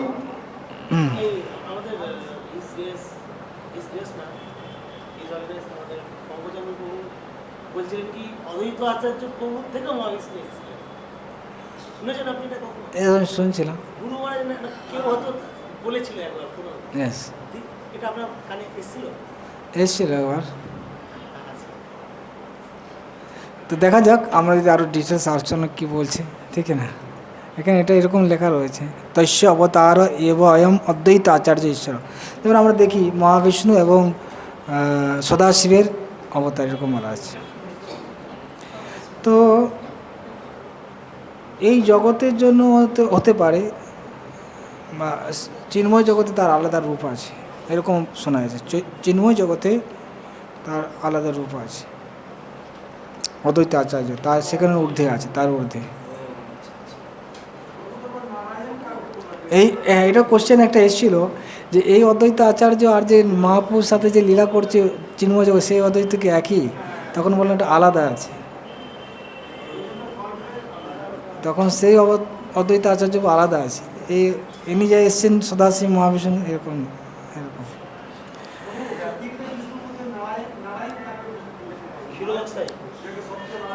সবাই নারায়ণ, ক্ষীরোদক্ষায় কারণদক্ষায় বিষ্ণু, গর্ভদক্ষায় বিষ্ণু, ক্ষীরোদক্ষায় বিষ্ণু, সবাই নারায়ণ বলা হয়।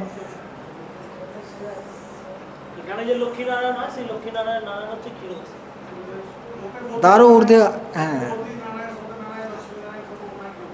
সবাই নারায়ণ। যেমন উপরে আমরা দেখতে পাচ্ছি নারায়ণ মানে বৈকুণ্ঠে আছে, নারায়ণ মানে হচ্ছে কি বৈকুণ্ঠে, বৈকুণ্ঠে এনারা যে জড় জগতে করছে লীলা।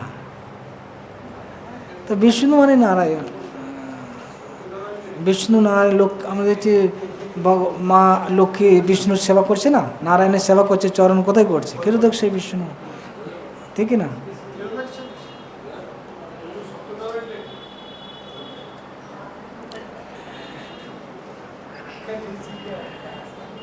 তো 13 নম্বর শ্লোক, আরেকটা শ্লোক আছে অদ্বৈত। অদ্বৈতম হরিনাদ্বৈতম আচার্যম ভক্ত সংসনাত ভক্ত অবতারম ঈশম তম অদ্বৈত আচার্যম আশ্রয়। তো অদ্বৈতম হরিনা দ্বৈতাৎ, অদ্বৈত হচ্ছে কি ভগবান থেকে অভিন্ন, হরিনা অদ্বৈতাৎ, এবং তিনি হচ্ছেন কি আচার্য। কেন? ভক্তি সংসনাত, কেন তিনি ভক্তি শিক্ষা দিয়েছেন, ভক্তি তত্ত্ব শিক্ষা দিয়েছেন, সেজন্য তিনি হচ্ছেন কি আচার্য। আর তিনি অদ্বৈত কেন? না হরি থেকে অভিন্ন। অদ্বৈতম হরিনাদ্বৈতম, হরির থেকে যেহেতু আলাদা নন, একই, তার জন্য তিনি হচ্ছেন অদ্বৈত। আর আচার্য মানে যিনি ভক্তির শিক্ষা, ভক্তি তত্ত্ব শিক্ষা দিচ্ছেন, ভক্তি সংসনাত ভক্ত অবতার, এবং তিনি ভক্তরূপেও এসছেন, তিনি ভক্তরূপে এসছেন। ভক্ত অবতার ঈশম, তিনি যদিও ভগবান, ঠিক না, তিনি ভক্তরূপেও এসছেন। তম অদ্বৈত আচার্যম আশ্রয়, সেই অদ্বৈত আচার্যের আমি আশ্রয় গ্রহণ করি। বুঝেছেন? তিনি হচ্ছেন ভগবান থেকে অভিন্ন, আবার তিনি হচ্ছেন আচার্য, আবার তিনি হচ্ছেন ভক্ত, তিনি আবার ঈশ্বর, ঠিক না?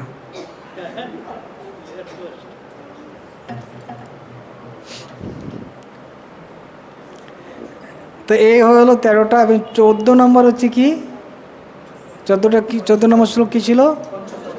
পঞ্চতত্ত্বের সম্বন্ধে বর্ণনা করা, ঠিক আছে? পঞ্চতত্ত্বাত্মকম কৃষ্ণং ভক্তরূপ স্বরূপকম ভক্তাবতারম ভক্তাক্ষম নমামি ভক্তশক্তিকম। তাই পঞ্চতত্ত্বাত্মক কৃষ্ণ, পঞ্চতত্ত্বযুক্ত ভগবান কৃষ্ণকে আমি প্রণাম করি। আমি কাকে প্রণাম করছি? ভগবানকে। কিন্তু তিনি কি আছে? 5টা তত্ত্বযুক্ত। এই 5টা তত্ত্ব কি? ভক্তরূপ। ভক্তরূপ মানে কি? হ্যাঁ, ভক্তরূপ মানে কি? মহাপ্রভু, তিনি ভক্তরূপে এসছে না, তাই ভক্তরূপ হচ্ছে। আর ভক্ত স্বরূপ হ্যাঁ নিত্যানন্দ প্রভু। আর ভক্ত অবতার হ্যাঁ অদ্বৈত আচার্য। আর ভক্ত অবতার, হ্যাঁ অবতার, অবতার বলবে না। আচ্ছা, আর ভক্ত স্বরূপ, ভক্ত শক্তি, ভক্ত শক্তি গদাধর।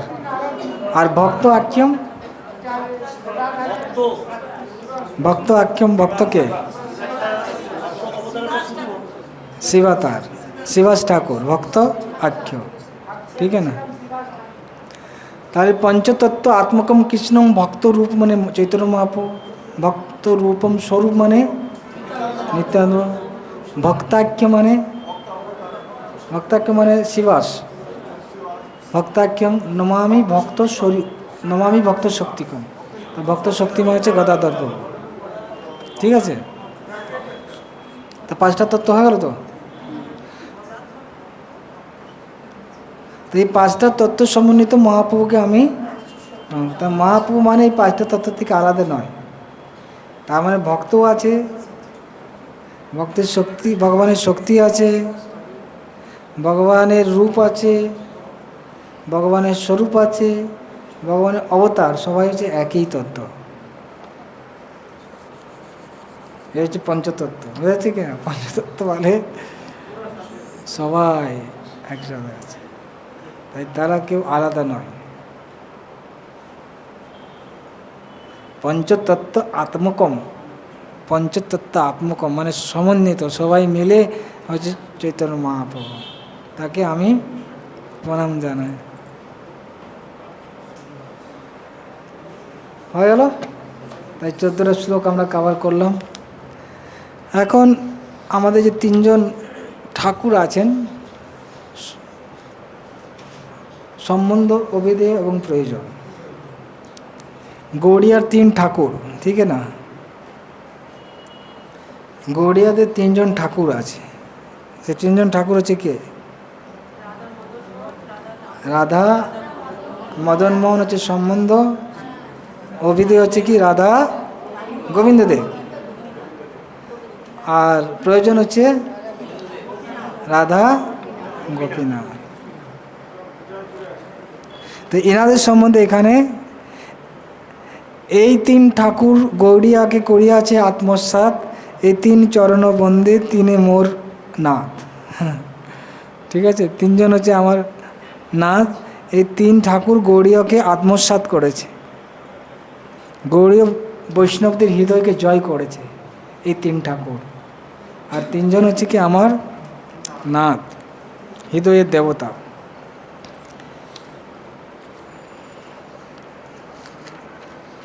তাই করে দিই নাকি, 3টা শ্লোক পড়ে দিই নাকি? 15 নম্বর, জয়তাম সুরতো পঙ্গর মম মন্দমতের গতি, মৎসর্বস্ব পদাম ভোজো রাধা মদন মোহনা। জয়তাম সুরতো পঙ্গর মম মন্দমতের গতি, আমি হচ্ছে কি পঙ্গু,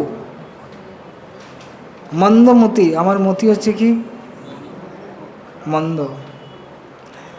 তো এরকমের মন্দমতিদের যে গতি,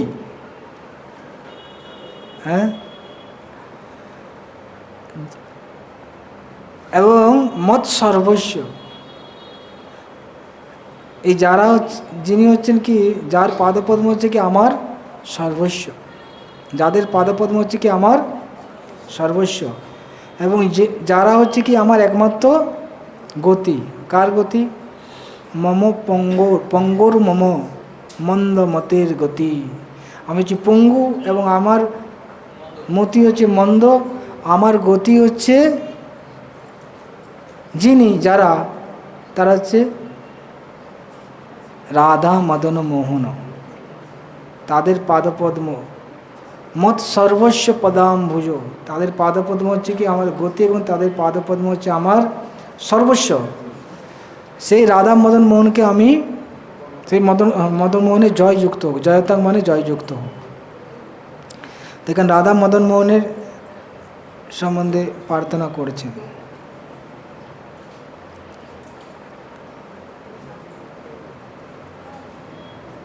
এরপর হচ্ছে গোবিন্দদেব। दिव्यद विंध्यारण्यकल्पद्रुमद श्रीमद् रत्नागर सिंहासनस्थो श्रीमद् राधाशिल गोविंद देव्यो पेष्टलिपि सेव्यमान स्मरामि। दिव्यत विंध्यारण्यकल्पद्रुमाद বৃন্দাবনের অরণ্যে কল্পদ্রুম অধ কল্পদ্রুম মানে যে কল্পবৃক্ষের নিচে শ্রীমৎ রত্নাগারো মানে ওখানে রত্নের সিংহাসনে রত্নগার সিংহাসনস্থ রত্নের সিংহাসনে অবস্থিত শ্রীমৎ মানে শ্রী সম্পন্ন রাধা শিল গোবিন্দ দেব শ্রী রাধা গোবিন্দ দেব যারা পেষ্টা অলিভি মানে হচ্ছে তার অন্তরঙ্গ পার্শ্বদের দ্বারা সেব্যমান সেবিত হচ্ছেন তাকে আমি স্মরামি মানে স্মরণ করি। রাধা গোবিন্দ দেব যিনি বৃন্দাবন অরণ্যে কল্পবৃক্ষের নিচে রত্নের সিংহাসনে মধ্যে উপবিষ্ট এবং সেখানে তাদের যে অন্তরঙ্গ পার্শ্বদ রাধা গোবিন্দের যে অন্তরঙ্গ পার্শ্বদ তারা তাদের সেবা করছে সেই রাধা গোবিন্দের আমি স্মরণ করি। বোঝা গেল? এখন হচ্ছে প্রয়োজন।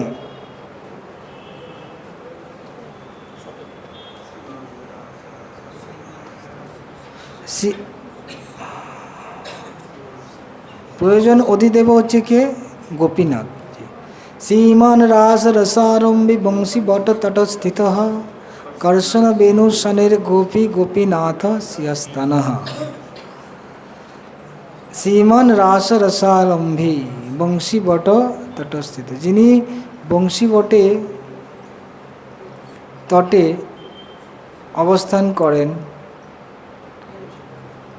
বা যমুনার তটে যেখানে বংশী বট রয়েছে সেখানে তিনি অবস্থান করে রাস আরম্ভে রাস নৃত্যের সূচনা করেছেন। আরম্ভে মানে প্রবর্তক।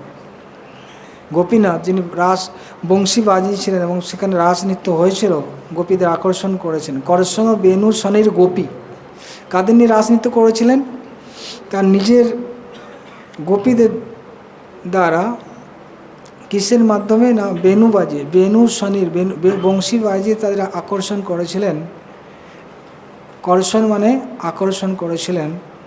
তারপর তিনি রাস নৃত্যের আরম্ভ করেছিলেন। সেই গোপীনাথ তিনি আমাদের মঙ্গল বিধান করুন। শ্রীয় অস্তু, শ্রীয় মানে আমাদের মঙ্গল বিধান করুন। বুঝতে পারছেন কি?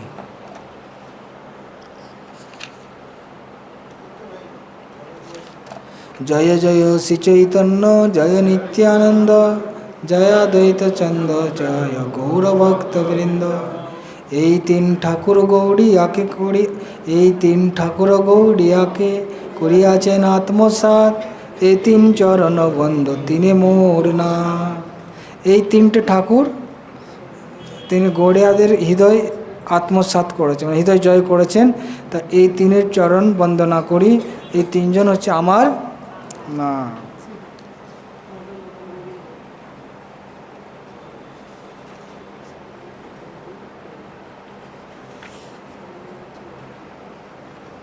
ওকে, কেউ তাৎপর্য পড়তে পারেন? এটা চলছে,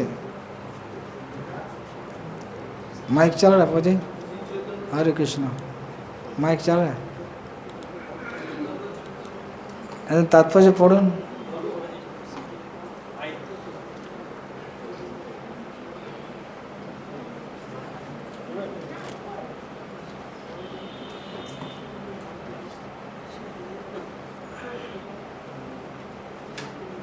হরে কৃষ্ণ। তাৎপর্য: শ্রী চৈতন্য চরিতামৃতের প্রণেতা বৃন্দাবনের তিন প্রধান বিগ্রহ শ্রী রাধা মদন মোহন, শ্রী রাধা গোবিন্দ দেব এবং শ্রী রাধা গোপীনাথজিকে তার সশ্রদ্ধ প্রণতি নিবেদন করেছেন। এই তিন ঠাকুর হচ্ছেন গৌড়ীয় বৈষ্ণবদের জীবন। গৌড়ীয় বৈষ্ণবদের বৃন্দাবনে বাস করার এক স্বাভাবিক প্রবণতা রয়েছে। অত্যন্ত নিষ্ঠা সহকারে শ্রী চৈতন্য মহাপ্রভু প্রদর্শিত পন্থা অনুসরণকারী গৌড়ীয় বৈষ্ণবেরা পরমেশ্বর ভগবানের সঙ্গে অপ্রাকৃত সম্পর্কিত হওয়ার উদ্দেশ্যে মহামন্ত্র কীর্তন করেন। তার প্রভাবেই ভগবানের সঙ্গে ভক্তের ভক্তিরসের বিকাশ হয় এবং চরমে তার শুদ্ধ ভগবত প্রেমে পর্যবসিত হয়। ভক্তি ক্রম বিকাশের তিনটি স্তরে এই তিন ঠাকুরের আরাধনা হয়। শ্রী চৈতন্য মহাপ্রভুর অনুগামীরা অত্যন্ত নিষ্ঠা সহকারে সেই পন্থা অনুসরণ করেন। গৌড়ীয় বৈষ্ণবদের যে অষ্টদশাক্ষর বৈদিক মন্ত্রে শ্রীকৃষ্ণ মদনমোহন গোবিন্দ এবং গোপীজন বল্লভরূপে আরাধিত হয়েছেন, তা হল তাদের পরম সাধ্য বস্তু। মদনমোহন হচ্ছেন তিনি, যিনি কামদেবকে মদনকে মোহিত করেন, আর যিনি ইন্দ্রিয় এবং দাবিদের আনন্দ দান করেন, তিনি হলেন গোবিন্দ। এবং গোপীজন বল্লভ হচ্ছেন ব্রজগোপিকাদের অপ্রাকৃত প্রেমিক। ভক্তদের সঙ্গে শ্রীকৃষ্ণের বিভিন্ন লীলা অনুসারে তার মদনমোহন, গোবিন্দ, গোপীজন বল্লভ আদি অসংখ্য নাম রয়েছে। এই তিন ঠাকুর মদনমোহন, গোবিন্দ এবং গোপীজন বল্লভের বিশেষ বিশেষ গুণাবলী রয়েছে। পরমেশ্বর ভগবানের সঙ্গে আমাদের হারিয়ে যাওয়া সম্পর্কের পুনঃপ্রতিষ্ঠা করার সময় মদনমোহনের আরাধনা হয়। পরমেশ্বর ভগবানের সঙ্গে নিত্য সম্পর্কের কোনো রকম ধারণাই বর্তমান বদ্ধ অবস্থায় আমাদের নেই। যে নিজে স্বাধীনভাবে চলাফেরা করতে পারে না তাকে বলা হয় পঙ্গু, আর জড় কার্যকলাপে অত্যন্ত গভীরভাবে মগ্ন হওয়ার ফলে যার বুদ্ধি বিপর্যস্ত হয়েছে তাকে বলা হয় মন্দমতি। এই ধরনের মানুষদের কর্তব্য হলো মনোধর্মপ্রসূত জ্ঞান অথবা সকাম কর্ম প্রচেষ্টায় সাফল্য লাভের চেষ্টা না করে কেবলমাত্র পরমেশ্বর ভগবানের শরণাগত হওয়া। পরমেশ্বরের কাছে এই শরণাগতি হচ্ছে জীবনের পূর্ণতা লাভের একমাত্র উপায়। তাই পারমার্থিক জীবনের প্রারম্ভে আমাদের কর্তব্য হচ্ছে মদনমোহনের আরাধনা করা, যাতে জড় ইন্দ্রিয়ের সুখভোগের আসক্তি বর্জন করে আমরা তার প্রতি আকৃষ্ট হতে পারি। প্রারম্ভিক স্তরের ভক্তদের মদনমোহনের সঙ্গে এইভাবে সম্পর্কিত হওয়া বিশেষ প্রয়োজন। কেউ যখন গভীর আসক্তি সহকারে ভগবানের সেবা করার বাসনা করেন, তখন তিনি অপ্রাকৃত সেবা স্তরে শ্রী গোবিন্দদেবের আরাধনা করেন। গোবিন্দ হচ্ছেন সমস্ত আনন্দের উৎস। শ্রীকৃষ্ণ এবং তার ভক্তদের কৃপায় কেউ যখন ভগবত ভক্তি শুদ্ধ স্তরে উন্নীত হন, তখন তিনি ব্রজঙ্গনাদের আনন্দ বিগ্রহ গোপীজন বল্লভ রূপে শ্রীকৃষ্ণের প্রতি আকৃষ্ট হন। ভগবত ভক্তির এই ভাবকে শ্রী চৈতন্য মহাপ্রভু তিনটি স্তরে বিশ্লেষণ করেছেন এবং তাই বিভিন্ন গোস্বামীবর্গ বৃন্দাবনে পরমারাধ্য এই বিগ্রহতরের প্রতিষ্ঠা করেছেন। এই তিন বিগ্রহ সেখানকার গৌড়ীয় বৈষ্ণবদের অত্যন্ত প্রিয়। তারা দিনে অন্তত একবার তাদের দর্শন করতে যান। এই তিনটি মন্দির ছাড়াও বৃন্দাবনে অন্য বহু মন্দির প্রতিষ্ঠিত হয়েছে, যেমন শ্রীল জীব গোস্বামী রাধা দামোদর মন্দির, শ্রীল শ্যামানন্দ গোস্বামীর শ্যাম সুন্দর মন্দির, শ্রীল লোকনাথ গোস্বামীর গোকুলানন্দ মন্দির এবং শ্রীল গোপাল ভট্ট গোস্বামীর রাধারমণ মন্দির। বৃন্দাবনে 5000 মন্দিরের মধ্যে 7টি মন্দির হচ্ছে মুখ্য। এগুলি 400 বছরেরও পূর্বে প্রতিষ্ঠিত হয়েছিল। হিমালয়ের দক্ষিণ পাদদেশ থেকে বিন্ধ্য পর্বতের উত্তর ভাগ পর্যন্ত অঞ্চলকে গৌড়ীয় রূপে চিহ্নিত করা হয়। এই অঞ্চলটিকে বলা হয় আর্যবর্ত বা আর্যদের বসতির স্থান। ভারতবর্ষের এই অংশটিকে 5টি প্রদেশ পঞ্চগৌড় দেশ ভাগ করা হয়েছে। সারস্বত কাশ্মীর এবং পাঞ্জাব, কন্যাকুব্জ বর্তমানে লখনৌ শহর সহ সমস্ত উত্তরপ্রদেশ, মধ্য গৌড় মধ্যপ্রদেশ, মৈথিল বিহার এবং বঙ্গভূমির কিয়দ অংশ এবং উৎকল বঙ্গভূমির কিয়দ অংশ এবং সম্পূর্ণ উড়িষ্যা। বঙ্গদেশের দুটি কারণে কখনো কখনো গৌড়দেশ বলা হয়। প্রথমত, এই কিয়দ অংশ মিথিলার অন্তর্ভুক্ত, আর দ্বিতীয়ত এটি ছিল হিন্দু রাজা লক্ষণ সেনের রাজধানী, যার আর এক নাম ছিল গৌড়। পরবর্তীকালে এই প্রাচীন রাজধানী গৌরপুর নামে পরিচিত হয় এবং কালক্রমে তা মায়াপুর নাম ধারণ করে। উড়িষ্যার ভক্তদের বলা হয় উড়িয়া, বঙ্গদেশের ভক্তদের বলা হয় গৌড়ীয় এবং দক্ষিণ ভারতের ভক্তদের বলা হয় দ্রাবিড়ী ভক্ত। আর্যবর্তকে যেমন 5টি প্রদেশে বিভক্ত করা হয়েছে, তেমনি দাক্ষিণাত্যকেও 5টি প্রদেশে বিভক্ত করা হয়েছে, যাদের বলা হয় পঞ্চদ্রবিড়। 4টি শুদ্ধ বৈষ্ণব সম্প্রদায়ের ধারক 4 জন বৈষ্ণব আচার্য এবং মায়াবাদী সম্প্রদায়ের আচার্য শ্রীপাদ শঙ্করাচার্য এই পঞ্চদ্রবিড় প্রদেশে আবির্ভূত হয়েছিলেন। গৌড়ীয় বৈষ্ণবগণ কর্তৃক স্বীকৃত এই 4 জন বৈষ্ণব আচার্যের মধ্যে শ্রী রামানুজাচার্য আবির্ভূত হন অন্ধ্রপ্রদেশের দক্ষিণ ভাগে মহাভূতপুরী নামক স্থানে।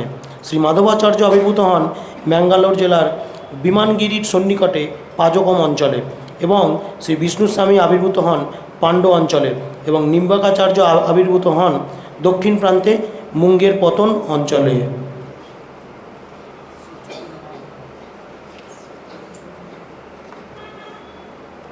শ্রী চৈতন্য মহাপ্রভুর মাধবাচার্যের দ্বারায় দীক্ষা গ্রহণ করেন, কিন্তু তার অনুগামী বৈষ্ণবেরা তত্ত্ববাদীদের স্বীকার করেন না, যারা নিজেদের মধ্য সম্প্রদায়ভুক্ত বলে দাবি করে।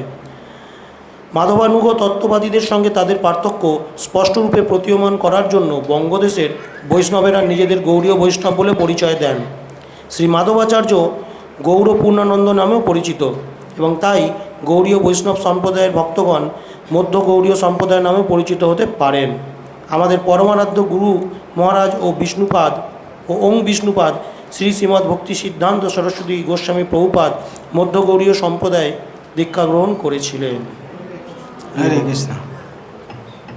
তা প্রভুপাদ খুব সুন্দরভাবে তাৎপর্য দিয়েছেন যে কীভাবে আমরা ক্রমান্বয়ে মদনমোহন, তারপর হচ্ছে রাধা গোবিন্দদেব এবং রাধা গোপীনাথের সেবাতে যুক্ত হতে পারি। তো প্রথম হচ্ছে মদনমোহন, মানে যিনি মদন অর্থাৎ কামদেবকে যিনি মোহিত করেন। অর্থাৎ আমরা প্রথমে এই জড়জগতের মধ্যে মোহিত আছি, কীভাবে মদনমোহনের কৃপায় তার প্রতি আকৃষ্ট হবে, ভগবানের প্রতি আকৃষ্ট হতে পারব। তারপর আমরা সেবা, ভগবান গোবিন্দদেব আমরা সেবায়, ভগবানের সেবায় যুক্ত হবে। তো মদনমোহন আমাদের জড়জাগতিক বাসনা থেকে মুক্ত করবে, আর গোবিন্দদেব আমাদের ভগবানের সেবা প্রদান করছেন, এবং গোপীনাথ হচ্ছে কৃষ্ণ প্রেম আমরা লাভ করতে পারি। তো এইভাবে ক্রমান্বয়ে আমরা ভগবত প্রেম লাভ করতে পারি। আর এখানে যেটা বলা হচ্ছে কি গৌড় মানে হচ্ছে গৌড়মণ্ডল, মানে এই বাংলাকে গৌড়মণ্ডল ভূমি। গৌড়মণ্ডল ভূমি কিছু অংশ, মিথিলা মানে হচ্ছে ঝাড়খণ্ড, যেটা এখন মানে বিহারের কিছু অংশ, যেমন কানাই নাটসালা, এগুলো ঝাড়খণ্ড আছে। এগুলো হচ্ছে উড়িষ্যাও, এগুলো হচ্ছে গৌড়মণ্ডল ভূমির মধ্যে পড়েছে।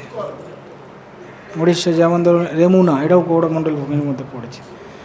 তো এই অংশটাকে গৌড়মণ্ডল ভূমি বলা হয়। আরেকটা বলা হচ্ছে কি যে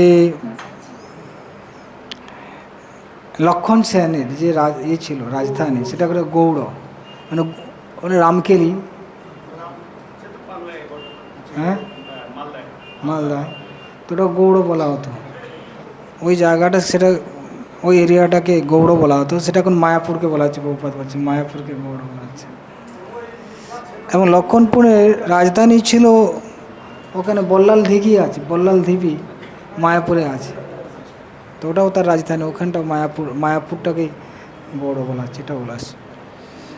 তো আমরা হচ্ছে গৌড়ীয় বৈষ্ণব পরম্পরার সাথে যুক্ত, তো এইভাবে প্রভুপাদ বলেছেন।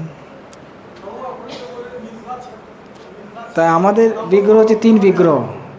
যারা গৌড়ীয় বলে মনে করে তাদের হচ্ছে 3 বিগ্রহ হচ্ছে তাদের নাথ, রাধা মদনমোহন, রাধা গোপীনাথ আর রাধা গোবিন্দদেব,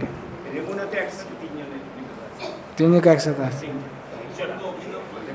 এখানে যেমন আছে আবার আপনার রাধা নন্দদুলাল, না, তারপরে হচ্ছে রাধা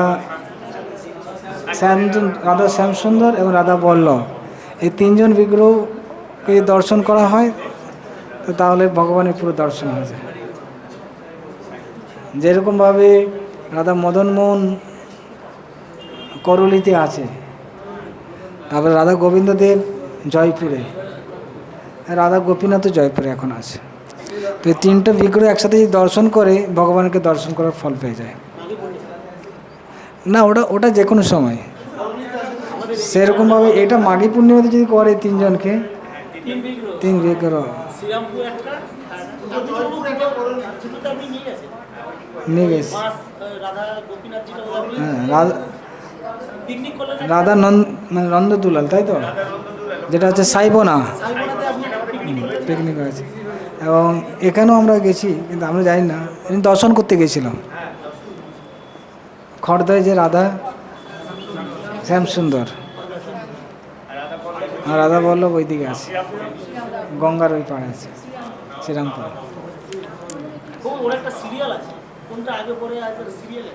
ওই সিরিয়াল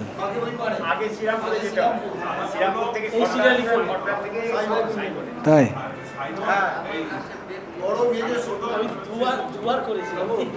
ठीक है ताहले हो जाएगा। हरे कृष्ण।